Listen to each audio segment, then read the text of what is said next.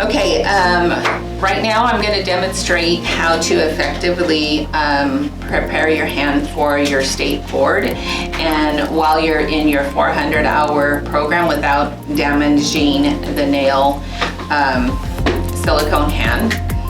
If you do this correct, you will be able to have this hand throughout the program. You'll be using not your C&D nail tips that you get in your kit, but your Christine Ashley that we provide for you. The numbers that the hand typically uses, the thumb is 5. These two fingers, the pointer and the middle, are 7. This is an 8 and this is a 10. So anything else is going to be either too big or too small. They fit securely underneath the eponychium area. You don't want to apply the acrylic too far underneath because you need it to loosen up so you can pop them off effectively. You're going to use the white opaque powder from C&D that has the largest molecule, therefore it expands bigger, and when applied to the tip correctly will be sturdy enough for you to be able to work on your nail tips, sculptured nail, anything like that. And then you're going to use the retention monomer. Okay, so when you apply onto the nail tip, you see the well. So you're going to go and apply just below the well. You're not going to go into the well at all. So your bead will go right under the smile line.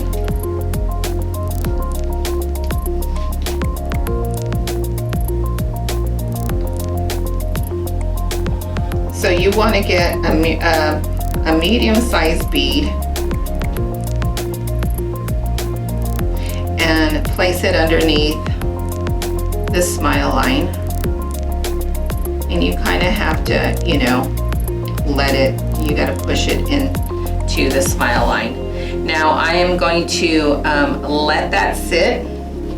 It's glossy, so you want to size your hand first,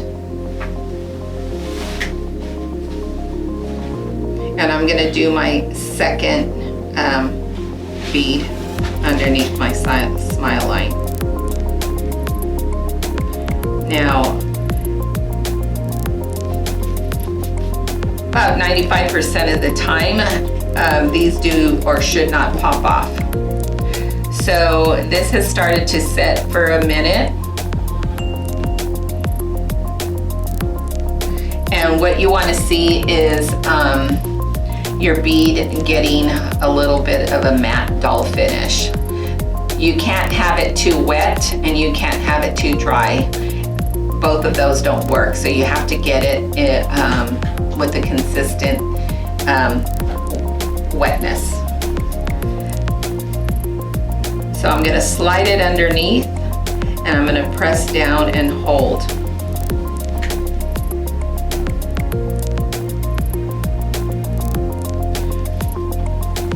Looking at my second bead, it still has a little bit of gloss, so I know I can continue to hold down. The powder goes just underneath. It almost looks like you have a lanula, which is the half moon on the nail plate of a natural nail. Okay, so I'm going to apply my second. Goes right underneath the eponychium. And now I'm just going to hold them down.